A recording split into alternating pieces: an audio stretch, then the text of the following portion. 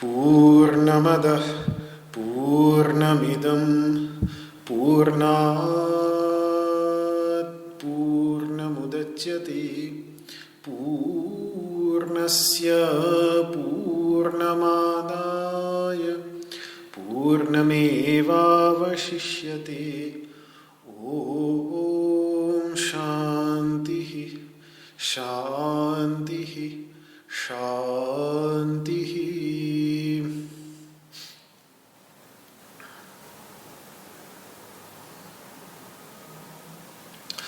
वसुदेवसुतं देवं कंसचाणूरमर्दनं देवकी परमानन्दं कृष्णं वन्दे जगद्गुरुम्।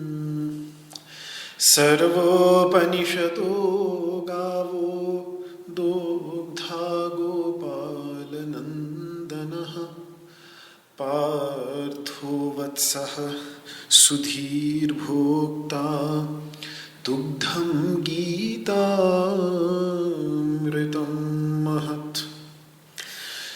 न कामयेऽहं गतिमीश्वरात् पराम् अष्टर्धियुक्तां पुनर्भवं वा आर्तिं प्रपद्येऽखिलदेहभाजाम् अन्तःस्थितो येन भवन्त्यदुःखाः।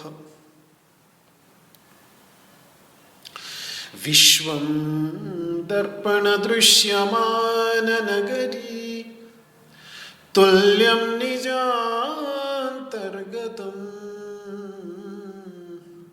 पश्यन्नात्मनि मायया बहिरिवोत् भूतं यथा निद्रया। यस्साक्षात् कुरुते प्रबोधसमये स्वात्मानमेवाद्वयम् तस्मै श्रीगुरुमूर्तये नमः इदम्। श्रीदक्षिणामूर्तये। ॐ शान्तिः शान्तिः शान्तिः।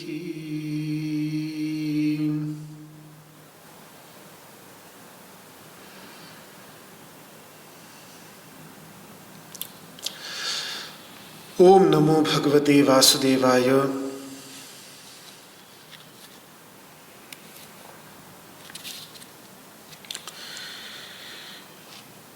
श्रीमद् भगवद गीता के सांख्य योग नामक दूसरे अध्याय के 41वें श्लोक में भगवान ने ये बताया कि निश्चयात्मिका बुद्धि जो इस मार्ग पर, समत्व के मार्ग पर समत्व से अनुप्रेरित जो कर्म है, उस कर्म के मार्ग पर यानी कर्म योग के मार्ग पर जो निश्चयात्मिका बुद्धि होती है वो एक ही होती है, जबकि उनकी बुद्धियां जो निश्चय नहीं कर पाते, एक का चयन नहीं कर पाते,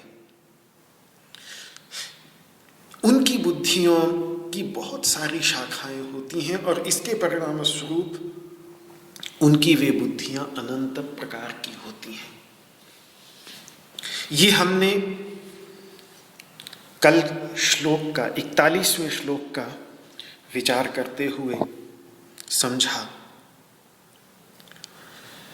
सीधी सी बात है कि जहां तीनों गुणों का साम्राज्य होगा वहां अनंत प्रकार की शाखाएं प्रशाखाएं निकलती ही रहेंगी। यही तो बात भगवान ने 15वें अध्याय में कही। अधश्चूर्ध्वं प्रसृताः तस्य शाखा गुण प्रवृद्धा विषय प्रबाला। गुण प्रवृद्धा, वो जो शाखाएं निकल रही हैं वो शाखाएं बढ़ती किससे हैं? बढ़ती हैं 3 गुणों के परिणाम स्वरूप। ये तीनों गुण कभी शांत वृत्तियों को जन्म देंगे, कभी घोर यानी बहुत ही चंचल अशांत वृत्तियों को जन्म देंगे। एक और तीसरी प्रकार की तमोगुण प्रधाना वृत्ति है जो न शांत है न घोर है, अपितु उसको मूढ़ कहते हैं, जैसी रात में सोते समय हो जाती है। योगाभ्यास करने से शांत होती है, ध्यानाभ्यास करने से शांत होती है। इन सब का अभ्यास न करने से सामान्यतः अशांत रही आती है दिन भर, और रात में सोते ही जिस अवस्था में चली जाती है वो अवस्था मूढ़ अवस्था है।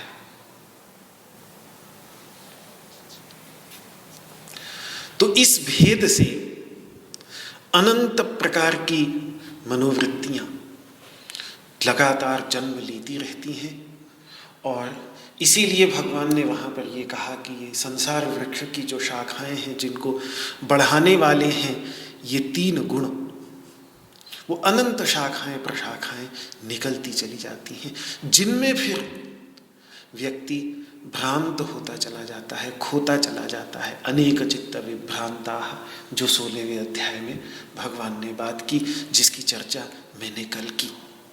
अब जो गुणातीत होना चाहता है, जो इन गुणों के प्रभाव से ऊपर उठना चाहता है, उसे तो दृढ़ निश्चय करके एक तत्व को चुनना ही होगा। उसे व्यवसायात्मिका बुद्धि उत्पन्न करनी ही होगी। और भगवान श्री कृष्ण अपने प्रिय सखा, प्रिय मित्र, भक्त को वहीं ले जाना चाहते हैं।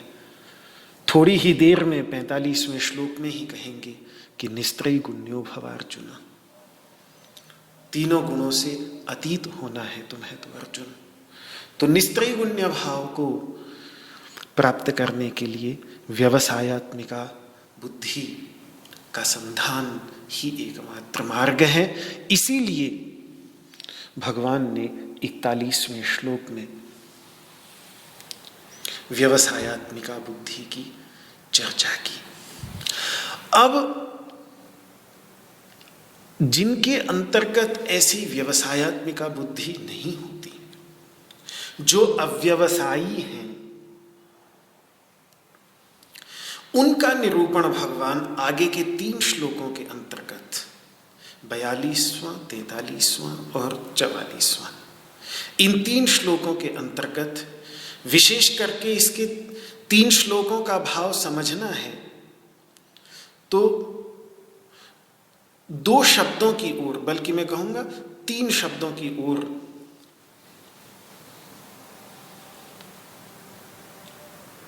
मैं ध्यान दिलाऊंगा। 43, क्योंकि ये 3 श्लोक वास्तव में एक साथ जुड़े हुए हैं। 42, 43 और 44, ये वाक्य पूरा होगा 44वें श्लोक में जाके। युग्मक तो मिल जाते हैं गीता में अन्यत्र भी, लेकिन कहीं 3 श्लोकों में एक वाक्य हो, ये बहुत कम है गीता के अंतर्गत। ये एक स्थान है जो 42, 43 और 44 में पूरा का पूरा एक वाक्य है। तो इस वाक्य के 2 बिंदु बहुत महत्वपूर्ण हैं। एक तो कामात्मानः, कि काम ही, इच्छा ही, तृष्णा ही उनकी आत्मा है, उनका सार है। बस वो उसी के ही चारों ओर,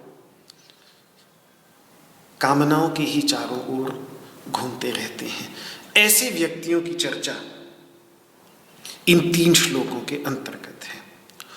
और बाकी 2 शब्द भोग ऐश्वर्य प्रसक्ता नाम, उनकी पूर्ण आसक्ति 2 बातों में है। एक तो किस तरीके से भोग की सिद्धि हो,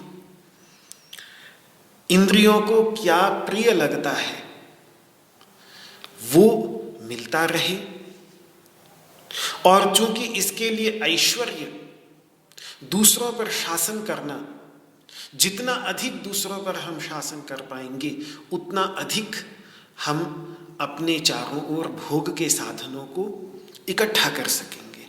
इस कारण ऐश्वर्य में भी उनकी परम आसक्ति रहती है। और ऐसा नहीं कि वो जनक की तरह, महाराजा जनक की तरह भोग और ऐश्वर्य के बीच में अनासक्त भाव से रहते हों, अपितु तयापहृत चेतसाम, उनका जो चित्त है वो भोग और ऐश्वर्य में आसक्त हो जाने के कारण पूरी तरह से उनके चित्त का अपहरण कर लिया गया है। भोग ऐश्वर्य में रह करके भी महाराजा जनक जैसे राजर्षि उससे अपने चित्त को अपहृत नहीं होने देते थे। वो भोग और वे ऐश्वर्य उनके चित्त का अपहरण नहीं कर पाते थे। वो, उनका चित्त फिर भी आत्माभिमुख ही रहता था, अपने वास्तविक स्वरूप की ओर ही अभिमुख रहता था। तब समस्या नहीं भोग और ऐश्वर्य में। भोग और ऐश्वर्य की समस्या तब है जब वो चित्त को अपहृत कर लेता है, चित्त को अपने वास्तविक स्वरूप, अपना वास्तविक स्वरूप बिल्कुल भुला देता है। तो ये मुख्य बिंदु हैं 3 शब्द, कामात्मानः, भोगैश्वर्य प्रसक्ता नाम और तयापहृत चेतसाम।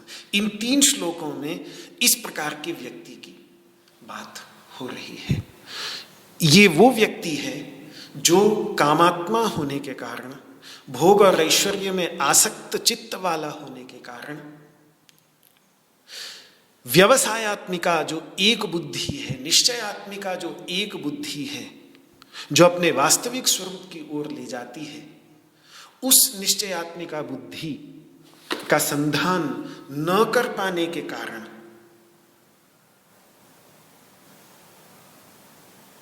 उसकी बुद्धि अनंत शाखाओं में बटी हुई, अनंत शाखाओं में प्रविभक्त दिखती है। तो कुल मिलाकर इन आगे के 2 श्लोकों में भगवान, और चूंकि वेदवाद रता, वेद के साथ इसको जोड़ रहे हैं, तो आगे के इन 3 श्लोकों में हमें वेदों में उपलब्ध होने वाले सकाम कर्मों की और उन कर्मों को, मतलब यूं कह लीजिए कि वेद में उपलब्ध होने वाले कर्मों को सकाम भावना से करने वालों की आलोचना दिखेगी। ना ये वेद की आलोचना नहीं है, लगेगा शायद कि भगवान वेद की आलोचना कर रहे हैं, लेकिन वेद की आलोचना नहीं है। वेद के कर्मों की भी आलोचना नहीं है, क्योंकि भगवान कहेंगे 16वें अध्याय में वेद के प्रति उनका पूर्ण सम्मान है।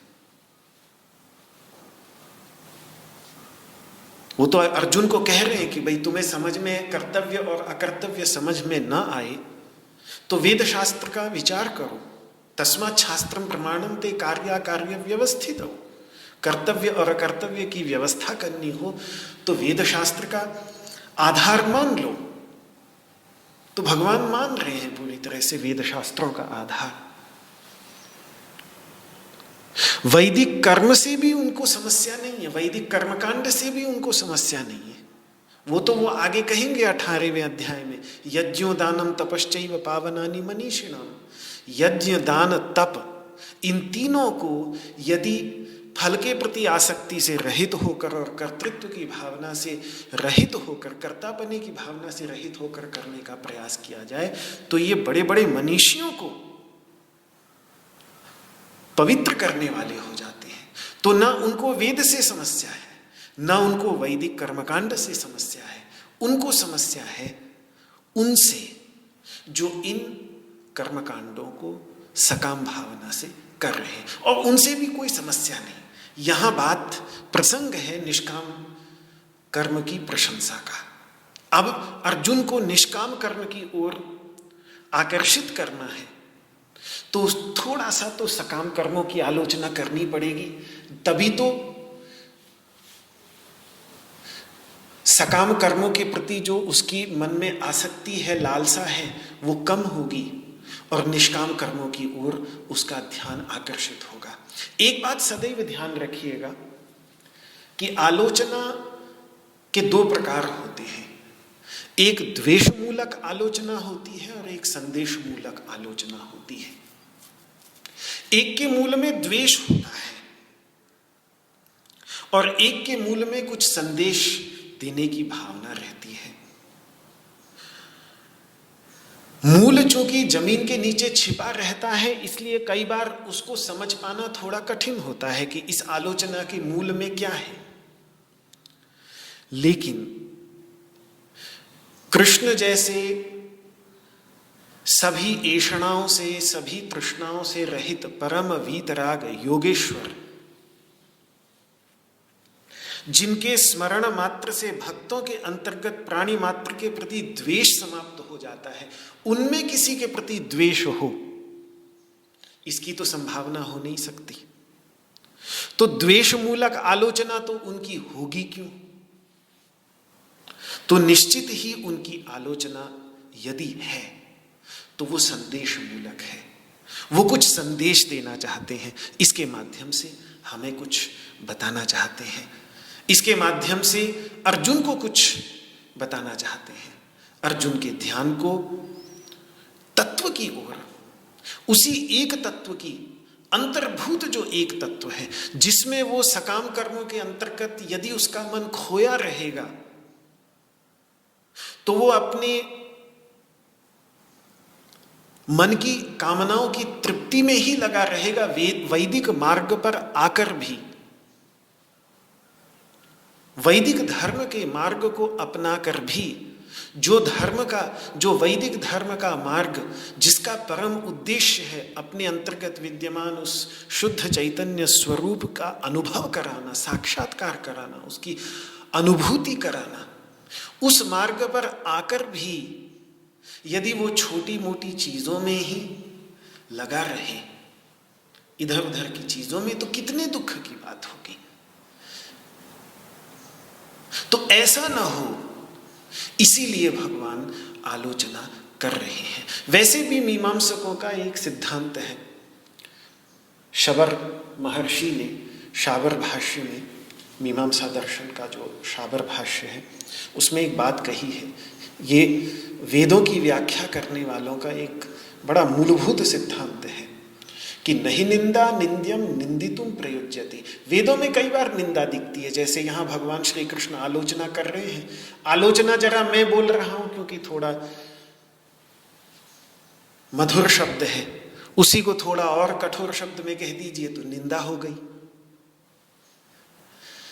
तो महर्षि शबर निंदा शब्द का प्रयोग कर रहे हैं, कह रहे हैं कि वेदों में यदि कहीं निंदा दिखती है तो उस निंदा का उद्देश्य ये नहीं होता कि किसी की निंदा करनी हो, नहीं नहीं नहीं नहीं नहीं, तो फिर क्या, निंदिताद इतरत प्रशंसितुम, उसका उद्देश्य ये होता है कि जिसकी निंदा की है उससे भिन्न जो कुछ है उसकी प्रशंसा करना, जिससे व्यक्ति का ध्यान उस ओर से हट जाए जिसकी निंदा वेद कर रहा है और उस ओर ध्यान आकर्षित हो जाए जिसकी प्रशंसा कर रहा है। तो यहां सकाम कर्म की निंदा इसलिए है कि सकाम कर्म पर जो ध्यान केंद्रित है, सकाम कर्म में जो लगा हुआ है, उसका थोड़ा मन उधर से हट जाए और वो वहां से अपने मन को हटाकर निष्काम भावना से किए गए कर्मों के अंतर्गत अपने मन को लगा ले। इसके लिए सकाम कर्म की निंदा है। वास्तव में सकाम कर्म की निंदा करना भगवान का उद्देश्य ये तक भी नहीं है। तो वेद की निंदा का तो प्रश्न ही नहीं है, वैदिक कर्मकांड की भी निंदा का प्रश्न नहीं है। केवल सकाम भावना से किए गए कर्मों की निंदा जो भगवान कर रहे हैं, आलोचना कर रहे हैं, उसके मूल में भी यही है कि बहुत कर लिया ये। इसका उद्देश्य कुछ और था, वो मैं आगे चर्चा करूंगा कि सकाम कर्म क्यों वेद के अंतर्गत है। अब वो उद्देश्य पूरा हो गया, अब थोड़ा आगे भी चलो। कब तक पहली और दूसरी कक्षा में ही क ख ग पढ़ते रहोगे? अब शब्द मिला के वाक्य भी तो बनाना सीखना है और उसके बाद बड़े बड़े ग्रंथों का अध्ययन करना है। तो ये आलोचना इसीलिए भगवान, अब जैसे भगवान शंकराचार्य ने भज गोविंदम गोविंदम भज मूढ़मते संप्राप्ते सन्निहिते काले नहीं नहीं रक्षति डुक्रिय करणे। जब मैं बचपन में कैलाश आश्रम में व्याकरण पढ़ता था तो एक बार एक साधु थे, वो आए, उन्होंने मेरे हाथ में सिद्धांत कौमुदी की पुस्तक देखी तो उन्होंने कहा, अरे तू व्याकरण पढ़ रहा है, देख तू व्याकरण, क्या तू व्याकरण पढ़ के अपना समय बर्बाद कर रहा है, माला पकड़ और जाप कर। बात सच्ची भी है, लेकिन शायद मैं उस समय इस उपदेश का अधिकारी नहीं था, क्योंकि उस समय ये और उन्होंने फिर यही मंत्र, यही भगवान शंकराचार्य का प्रसिद्ध जो ये वाक्य है, ये बोला कि नहीं संप्राप्ते सन्निहिते काले नहीं नहीं रक्षति डुक्रिय करने। उस समय फिर ये डुक्रिय करने याद नहीं आएगा। पर ये बात भगवान शंकराचार्य ने काशी में गंगा के तट पर बैठकर डुक्रिय करने याद करते हुए एक वृद्ध ब्राह्मण को देखकर बोली थी। शायद उसका समय नहीं था, उसका समय तो अब भगवत भजन का था, क्योंकि अंतिम समय में तो डुक्रियां करने याद नहीं, काम नहीं आएगा भगवान का।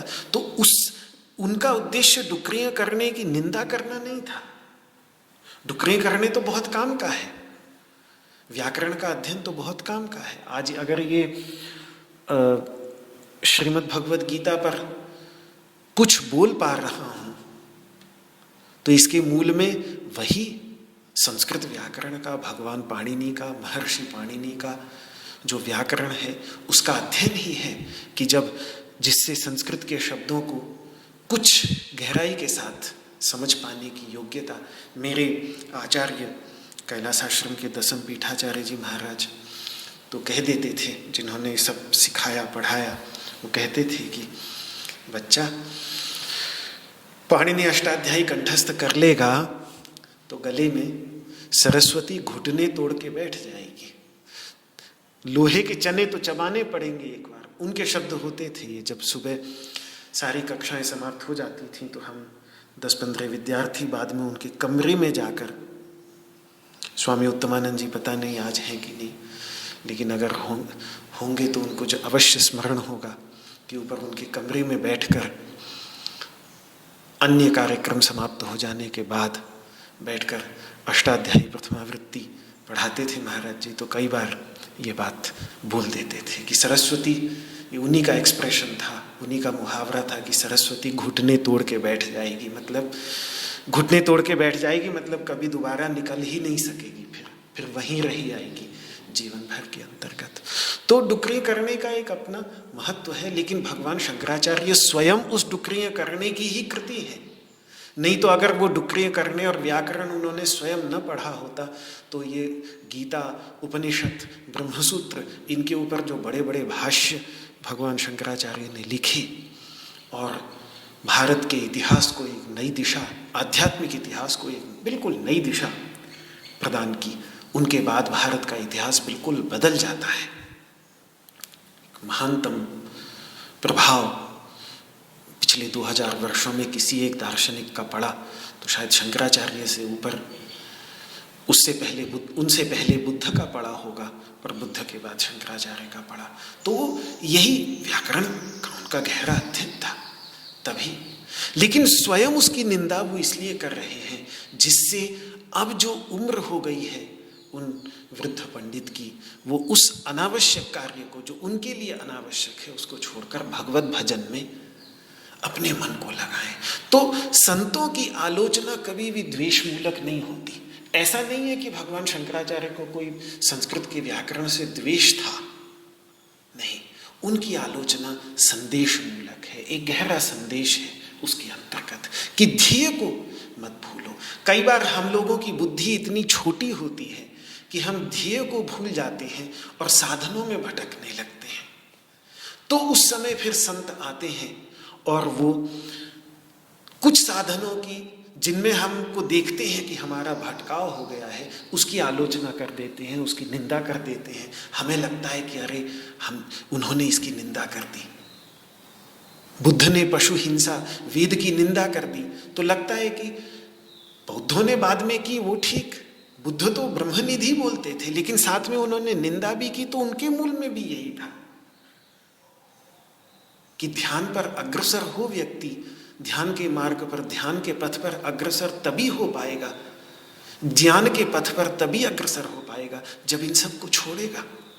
इन सब में भटकता रहेगा तो कैसे ध्यान और ज्ञान के मार्ग पे जा पाएगा। तो केवल इतनी ही निंदा, उनकी जो एक निंदा का मुख्य सूत्र है तेविज्य सूत्र जिसको बोलते हैं, जिसमें त्रैविध्य की, 3 वेदों के जानने वालों की कमियां उन्होंने बतलाई है, उसमें तो भाव बिल्कुल यही है।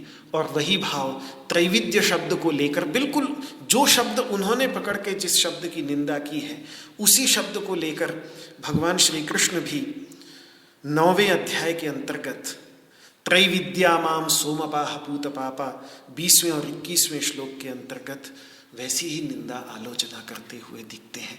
मानो कृष्ण के ही 2 श्लोक 9वें अध्याय के 20वें और 21वें श्लोकों पर ही उन्होंने एक सूत्र ही पूरा का पूरा, जिसको संस्कृत में त्रैविध्य कहते हैं, उसी को ही पाली में तेविज्य कह देते हैं। और उस तेविज्य सूत्र में थोड़ी सी उनकी वेद की निंदा उतनी दिखती है, उससे ज़्यादा निंदा तो मैंने देखी नहीं। बाद के बौद्ध आचार्यों की बात मैं नहीं करूँगा, वो तो बुद्ध से बहुत दूर हटे हैं, सभी इस बात को जानते हैं, बहुत सारी बातों में दूर हटे हैं, लेकिन बुद्ध की निंदा मुझे इससे अधिक नहीं दिखती, नहीं दिखी कम से कम आज तक।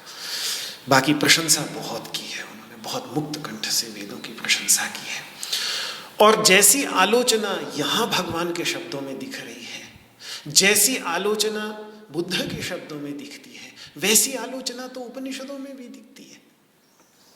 उपनिषद में, मुंडकोपनिषद में उठा के देख ले, अपरा विद्या कहा ही है।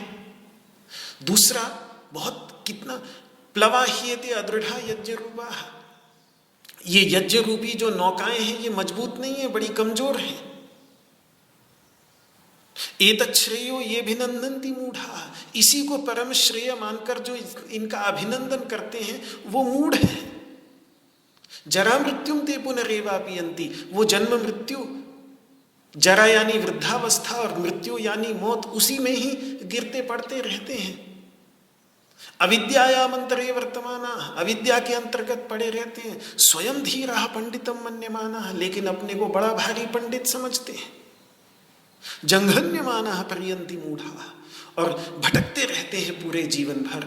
अंधे नैव नियमाना यथांधा, जैसे एक अंधे के पीछे सारे अंधे भटकते रहते हैं। एक अंधा बहुत सारे अंधों को ले जाए तो वो सारे भटकते ही रहेंगे, इसी प्रकार से ये भी भटकते रहते हैं। अविद्यायाम बहुधा वर्तमाना, पड़े अभी भी अविद्या में है, लेकिन वयम कृतार्था इत्यभिमन्यन्ति बाला, उनको लगता है हम कृतार्थ हो गए, कृतकृत्य हो गए। यत्कर्मिणो न प्रवेदयन्ति रागात, अपने राग के वशीभूत, कामनाओं के वशीभूत होने के कारण जिस परम तत्व को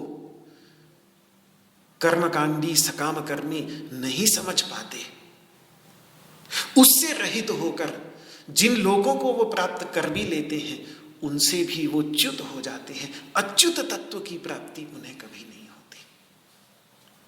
और उपनिषदों के ऋषि अच्युत तत्व की प्राप्ति कराना चाहते हैं। इसीलिए तो महर्षि घोर आंगिरस कृष्ण को उपदेश देते हैं, अच्युतमसि, तुम अच्युत हो, तुम अच्युत तत्व स्वरूप हो। बुद्ध उस अच्युतम स्थानम, धम्म पद के अंतर्गत अच्युत स्थान की बात करते हैं, उस अच्युत स्थान की प्राप्ति कराना चाहते हैं। तो उतनी निंदा उपनिषदों के अंतर्गत भी दिखती है। इष्टापूर्तम मन्यमाना वरिष्ठम नान्यत् श्रेयो वेदयन्ते प्रमूढ़ाः। बस ये मूढ़ भी नहीं बल्कि प्रमूढ़ कह रही है उपनिषद कि इष्ट और पूर्त, और दोनों बहुत अच्छे कर्म हैं। इष्ट का अर्थ होता है यज्ञ और पूर्त का अर्थ होता है एक वैदिक कर्म है, एक लौकिक कर्म है। लौकिक कर्म में आ गए, जैसे वैदिक कर्म में तो यज्ञ आदि हैं, लौकिक कर्म में समाज सेवा के कार्य हैं। पुराने जमाने में जैसे बावड़ी खुदवा दी, कुआं खुदवा दिया, धर्मशाला बनवा दी। महारानी अहिल्याबाई की धर्मशालाएं भारत के अनेकों तीर्थ स्थानों में आज भी हैं। आज भी तीर्थयात्रियों की सेवा कर रही हैं। कितना महान कार्य है। लेकिन इसी को ही जीवन का यदि एकमात्र परम उद्देश्य समझकर और इसके अतिरिक्त और कुछ श्रेय है ही नहीं, ये सा अगर नान्यत् श्रेयो वेदयन्ते प्रमूढ़ाः, और कोई श्रेय है ही नहीं, ऐसा यदि समझता है तो फिर वो मोहित है। यही भगवान यहां पर कहेंगे नान्यदस्ति दिवादिनः। ये समस्या है कि जब वो बोलते हैं कि और कुछ है ही नहीं, बस यही है, तो फिर वो उसी में ही भटकते रह जाते हैं, उसी में ही अटके रह जाते हैं। कहा जाता है कि जब बोधि धर्म भारत से गए ध्यान का उपदेश लेकर चीन के अंतर्गत, उन्होंने जो भारत से ध्यान, जिसको पाली में ध्यान कहते हैं, वो ध्यान की विधा को चीन लेकर गए। 12 वर्ष तक आज जो प्रसिद्ध शाओलिंग मोनेस्ट्री है, वहाँ पर बैठकर उन्होंने 12 वर्ष तक पर्वत की कंदरा में पर्वत की ओर मुख करके ध्यानस्थ होकर बैठे। तो उस समय चीन का बहुत बड़ा सम्राट था, मैं नाम भूल रहा हूँ, चीनी भाषा में नाम है, नहीं ध्यान आ रहा है अभी। तो जब उनसे मिले, वो आए दर्शन करने के लिए। वो बहुत ही धर्मात्मा सम्राट था, अपने प्रजा का बहुत ख्याल रखना और बहुत ही शुभ कर्म, बहुत ही पुण्यात्मा धर्मात्मा सम्राट था। पर उन्होंने साफ बोल दिया कि जितने तुम ये शुभ कर्म कर रहे हो, ये शुभ कर्म किसी काम नहीं आएंगे अंत में। इससे ऊपर का तत्व तुम्हें खोजना होगा। और बिल्कुल यही बात रैक्व और जानश्रुति पौत्रायण के संवाद में हमें छांदोग्य उपनिषद के अंतर्गत दिखती है। जानश्रुति पौत्रायण बहुत ही धर्मात्मा सम्राट है, बहुत धर्म कार्य कर रहा है, लेकिन उन धर्म कार्यों की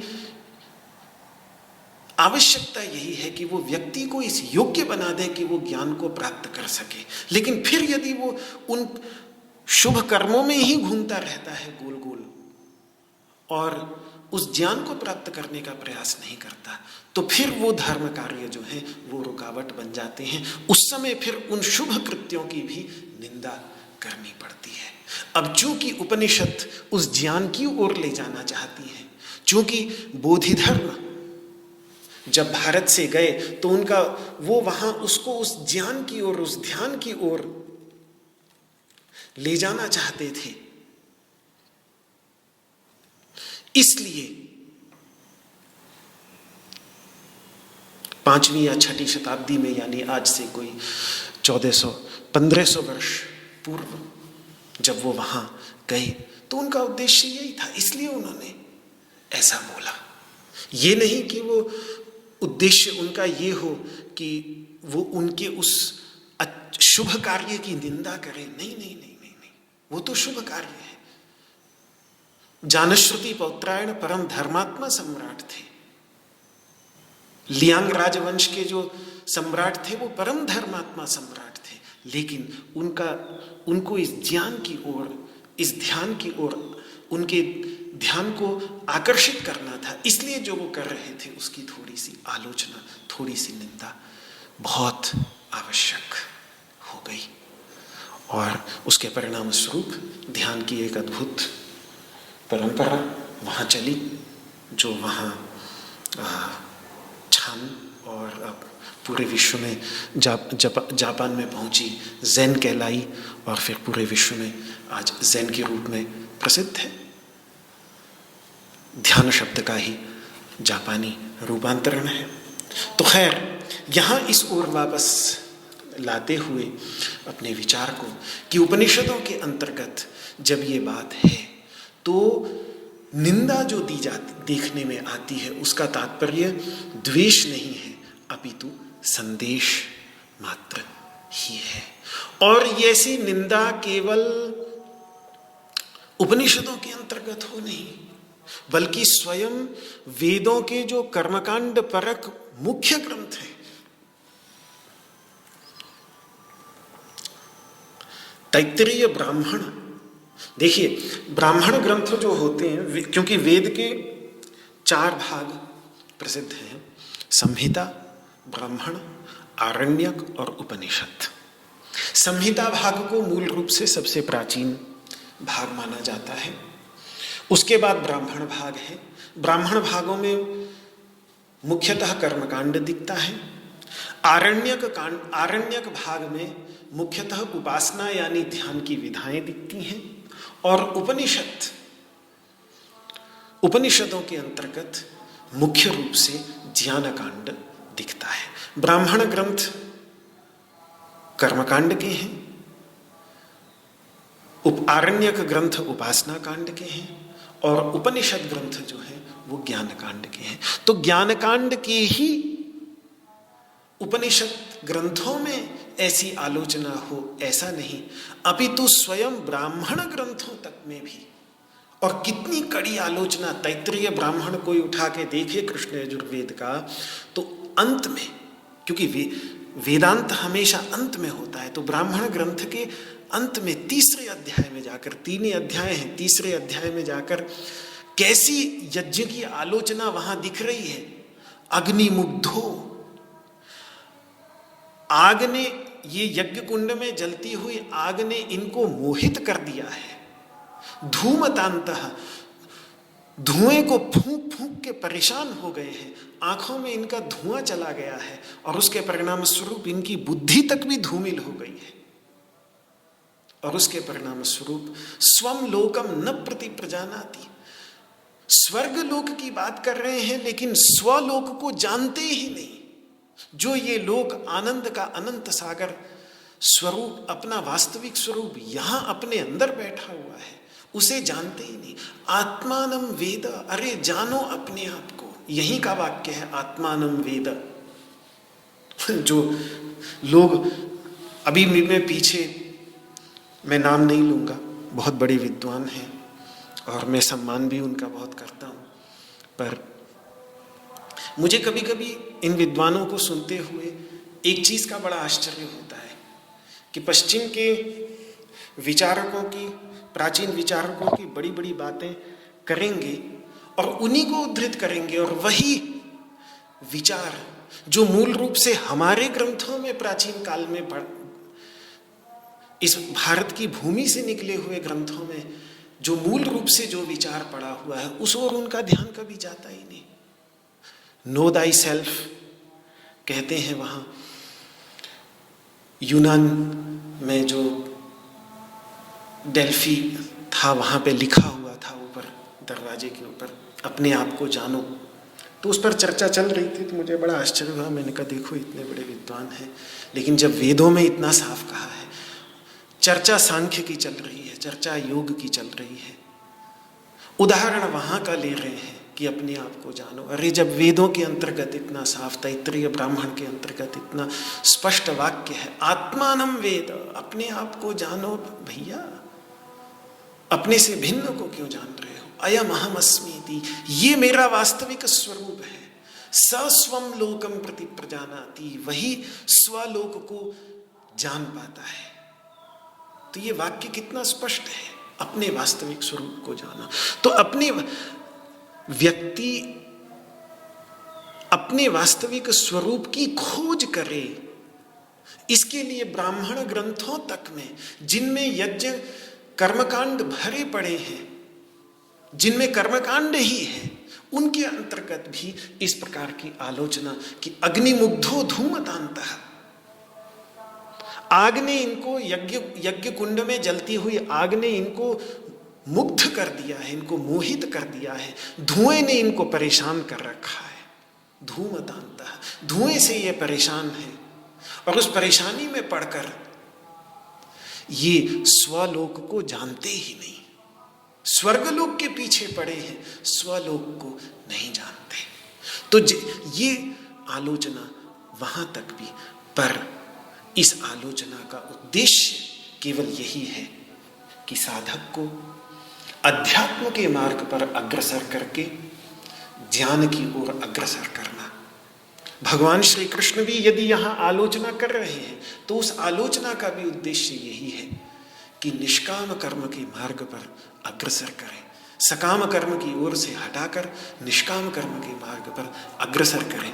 हमारा हमेशा धर्म के दो स्वरूप होते हैं, एक धर्म का सकाम स्वरूप होता है, एक धर्म का गहरा निष्काम स्वरूप होता है। तो शुरुआत में ठीक है, कुछ समय के लिए अधर्म से धर्म की ओर आकर्षित करने के लिए सकाम कर्म भी ठीक है, लेकिन एक बार जब धर्म में आ गया तो उसके बाद सकाम कर्म को भी छोड़कर निष्काम कर्म की ओर जाना पड़ता है। तभी व्यक्ति ज्ञान के प्रकाश की ओर अग्रसर होता है। और यही भावना रहती है आचार्यों के मन में जब वो आलोचना करते हैं, निंदा करते हैं। और मैं आपको बताऊं, कई बार संतों की आलोचना बड़ी कठोर होती है, बड़ी कठोर होती है। ऐसी ऐसी आलोचना शास्त्रों में मिल जाएगी कि मैं तक घबरा जाता हूं कभी कभी। योग वासिष्ठ देख रहा था पीछे, तो एक वाक्य ध्यान में आया। और योग वासिष्ठ जो कि उत्तर रामायण कहलाती है, एक तो रामायण प्रसिद्ध जो रामायण है वो है 7 कांडों वाली महर्षि वाल्मीकि की रामायण, जिसमें भगवान राम का आदर्श जीवन चरित्र है।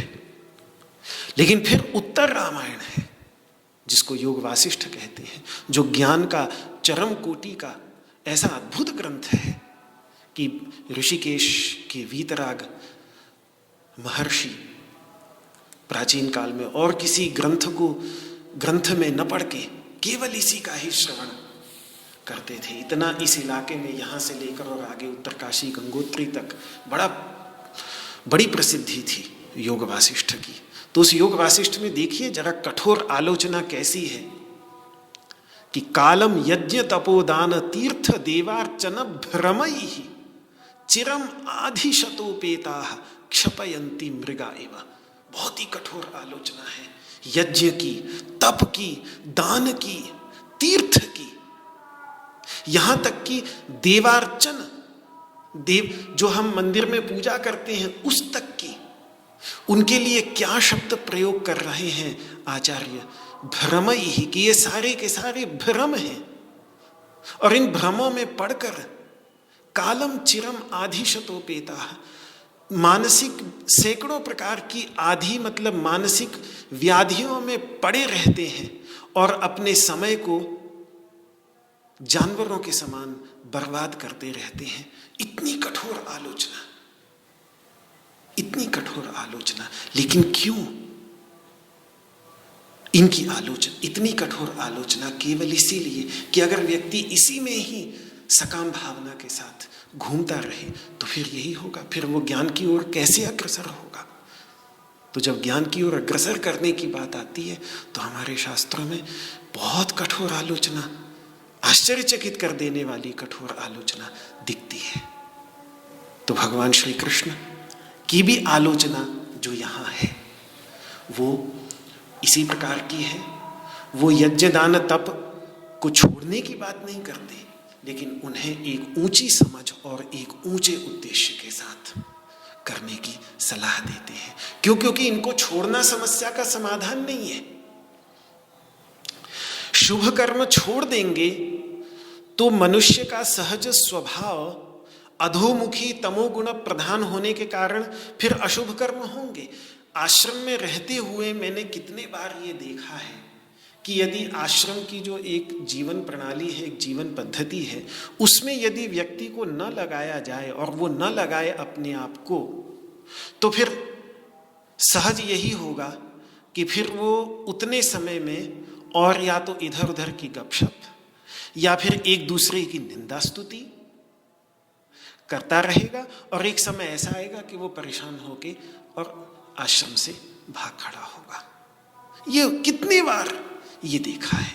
क्योंकि अगर जो शुभ कर्म में हम अपने को नहीं लगाएंगे तो अशुभ कर्म में हमारा मन जाएगा ही, सहज रूप से जाएगा, फिर उसी को करते रहेंगे। और इसीलिए वेद सावधान कर देता है कि कुर्वन् नेवेह कर्माणि जिजीविषेच्छतगुं समाः।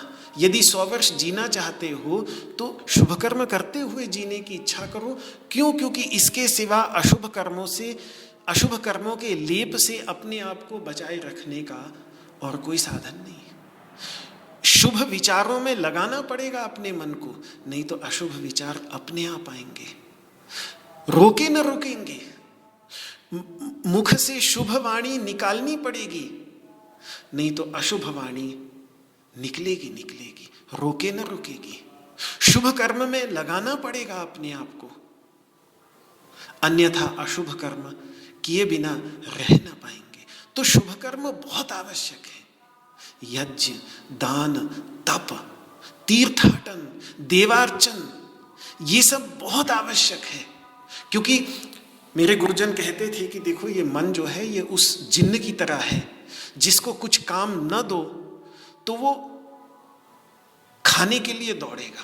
प्रसिद्ध कथा है, आप सबने भी सुनी होगी कि एक जिन्न था, निकल आया, उसने कहा मैं आप अब जो भी काम उसको बता दें तो वो काम तुरंत करके आ जाए। और फिर बोले, और उसकी शर्त ये थी कि अगर काम नहीं बताओगे तो फिर मैं तुम्हें खा जाऊंगा। तो कुछ ना कुछ काम उसको बताते रहना पड़ता था।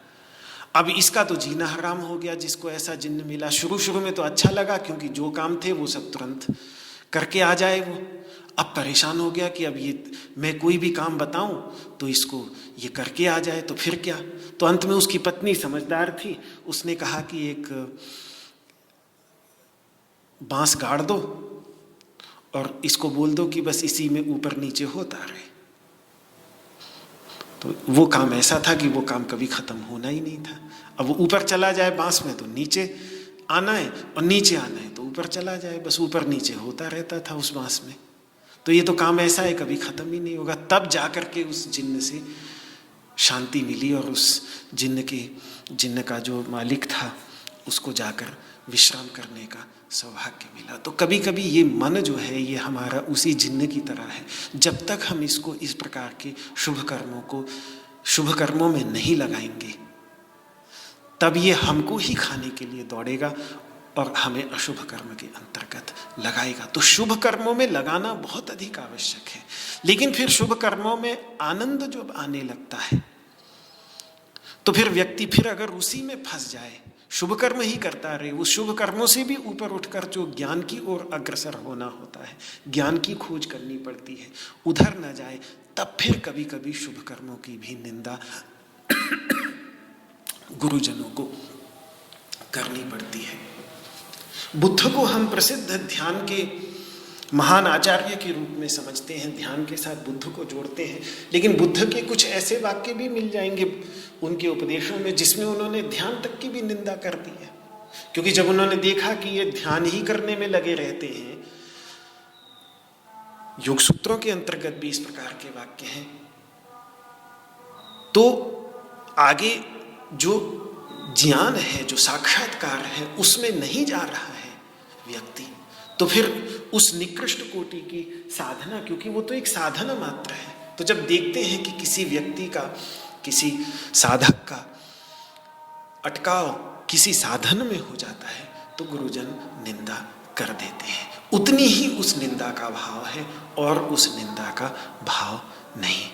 तो इस सब का समाधान, क्योंकि हमारा शुभ कर्म यदि हम छोड़ देंगे तो हमारा सहज स्वभाव अधोमुखी होने के कारण अशुभ कर्म होंगे ही।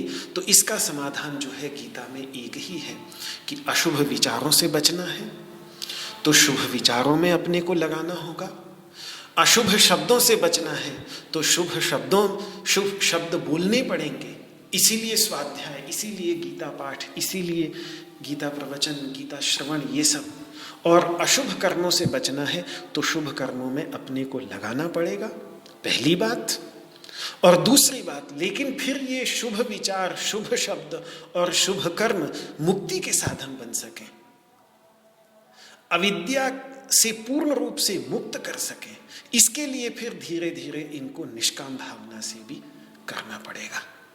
तो वो बात 5वें अध्याय में जाकर भगवान कहेंगे कि संगम ब्रह्मण्याधाय कर्माणि संगम त्यक्त्वा करोति यः, जो आसक्ति का परित्याग करके कर्म करता है, लिप्यते न स पापेन पद्मपत्रमिवाम्भसा, वो फिर पाप से लिपायमान नहीं होगा, कमल के पत्ते के समान।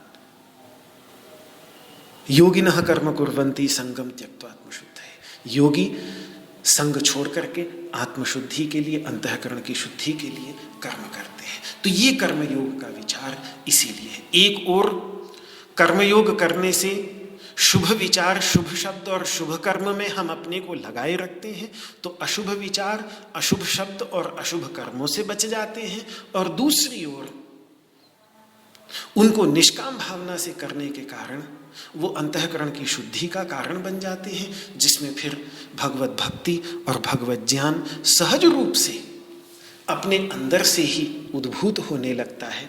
उसके लिए कहीं अन्यत्र कहीं से भी ज्ञान प्राप्त करने की आवश्यकता ही नहीं होती, बल्कि वो ज्ञान अपने अंदर से ही निकलने लगता है। तो ये भगवान का जो कर्मयोग का विचार है, ये बहुत ही एक मौलिक विचार है, जिस ओर वो अपने इस व्याख्यान माला को ले जाना चाहते हैं। इसलिए शुरुआत में कर्मयोग की ओर गाड़ी को मोड़ने से पहले, कर्मयोग मतलब निष्काम कर्म, सकाम कर्म की कुछ निंदा हो रही है। और ये कर्मयोग का विचार श्रीमद् भगवद गीता का बहुत ही मूलभूत विचार इसलिए है कि सामान्यतः कर्मयोग का ये विचार, निष्काम भावना से किए जाने वाले कर्म का विचार इतने स्पष्ट रूप से उपनिषदों के अंतर्गत नहीं प्राप्त होता।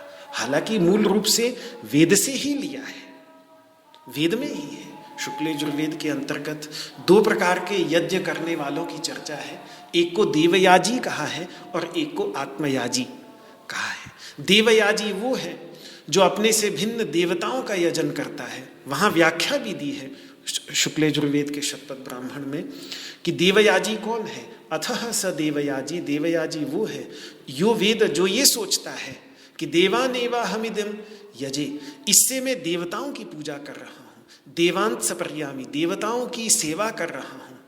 तो वो व्यक्ति देवताओं के पास जाकर वैसे उपहार ले जाता है जैसे सामान्य जनता के लोग अपने अपने राजा के पास बड़े से बड़ा उपहार लेके जाते हैं। वैश्यो वा राज्य बलिम हरेत, बलि का अर्थ होता है उपहार।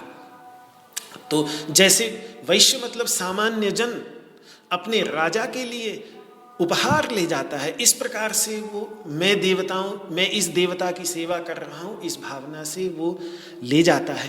पर वो सामान्य जन राजा के पास जो उपहार लेके जाता है उसमें भावना उसकी क्या होती है कि मेरा कुछ काम बनेगा, राजा के पास जाऊंगा तो मेरा काम बनेगा। अगर वो 100 रुपये उपहार पे खर्च करेगा तो 1000 या 10,000 का स्वार्थ भी वहां उसका रहता है, तब वो करता है।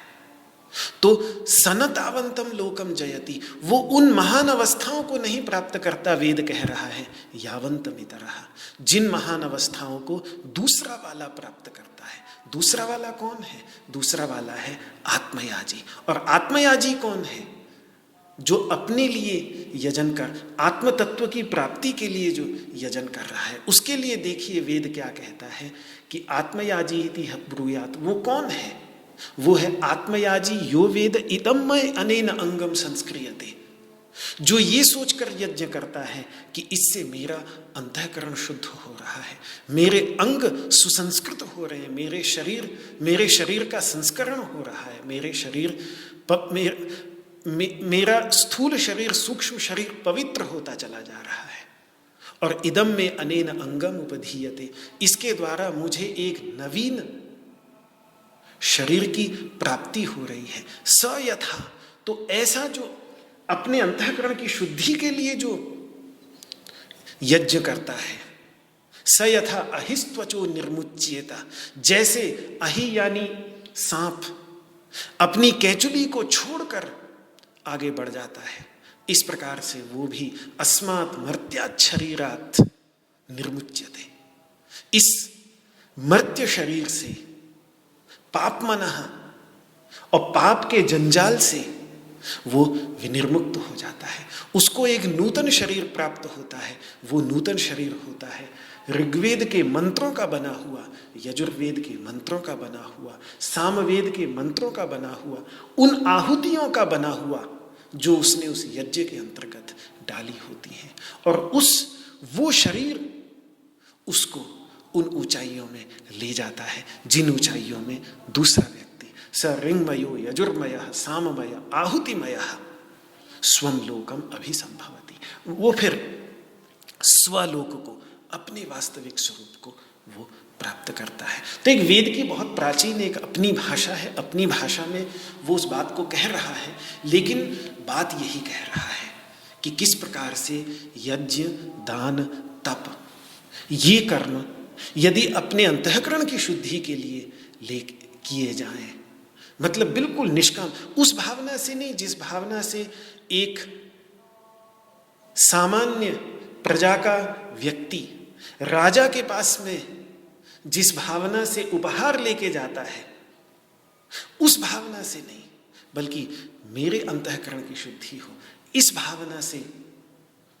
जो यज्ञ करता है, जो पूजा करता है, वो फिर उस परम तत्व को प्राप्त कर लेता है। निष्काम कर्म योग की, निष्काम कर्म के पीछे यही आत्मयजन की वैदिक भावना है। तो अब चूंकि इस निष्काम कर्म में भगवान ने लगाना है अर्जुन को, इसीलिए सकाम कर्म की कुछ आलोचना दिखेगी। जैसे मैंने बतलाया, ज्ञान मार्ग के सभी ग्रंथों में ऐसी आलोचना दिखती है, जिससे उद्देश्य केवल यही कि जो व्यक्ति भटक रहा था साधनों के अंतर्गत, साधनों में ही भटक गया, तो उस भटकाव में से निकल के परम तत्व को पकड़ सके। कर का मन का छोड़ के मन का फेर, कर का मन का फेर के गया न मन का फेर। अब ये कितना प्रसिद्ध वाक्य है कबीरदास जी का, और ऐसी आलोचनाएं कबीरदास जी के भी बीजकों में भरी पड़ी है, पर मूल में ये नहीं है कि वो माला के लिए कुछ कह रहे हैं। लेकिन अगर व्यक्ति जीवन भर माला ही घुमाता रहेगा, वहीं उसी में लगा रहेगा, तो फिर कैसे? उससे भी तो ऊपर उठकर और आगे उसके माध्यम से उसको साधन बनाकर और ऊंची गहरी खोज करनी है। तो कोई माला की निंदा नहीं कर रहे हैं, और कोई इसको सुनकर कहीं माला छोड़ भी न दे, ये भी महत्वपूर्ण है, क्योंकि वो एक बहुत महत्वपूर्ण साधन है, लेकिन उसी में ना अटका रहे, ये उनका उद्देश्य है। इसीलिए फिर वो कह देते हैं कि कर का मन का फेर के, ये हाथ का जो मन का है इसको फेरते रहे, लेकिन मन का फेर गया नहीं। इसीलिए कर का मन का छोड़ो, हाथ का ये मन का छोड़ो, जिससे ये मन का फेर पूरी तरह से समाप्त हो जाए। तो भावना उनके अंतर्गत ये है। उपनिषदों में भी ग्रंथों को छोड़ने के पीछे ग्रंथम अभ्यस्य मेधावी त्यजेद ग्रंथम अशेषतः ज्ञान विज्ञान तत्वतः पलाशमिव धान्यार्थी त्यजेद ग्रंथम अशेषतः। ग्रंथों का अभ्यास करे, उनका सार निकाल ले, और उसके बाद जैसे धान में से बीज निकालकर और भूसी को छोड़ दिया जाता है, फूस को छोड़ दिया जाता है, भूसी को छोड़ दिया जाता है।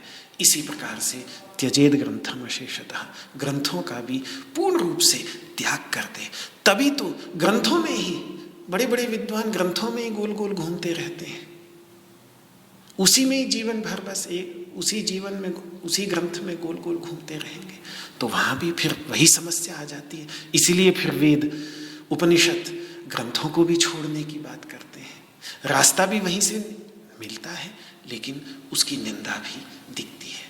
तो आज मेरा समझाने का प्रयास यही रहा कि आगे जो निंदा दिखेगी, आगे जो आलोचना दिखेगी, उस आलोचना के मूल में क्या भाव है, वो भाव हमें पकड़ने हैं, जिससे फिर भगवान की आलोचना को हम उसकी सही आत्मा में, सही भावों में समझ सकें।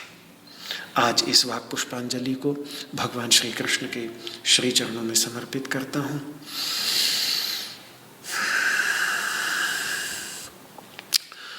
ओ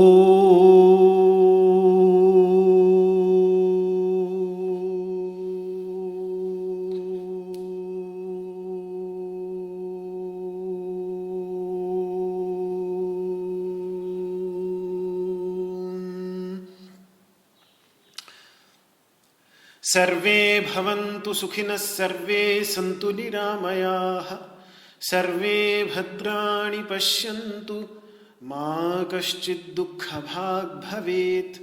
ॐ शान्तिः शान्तिः शान्तिः।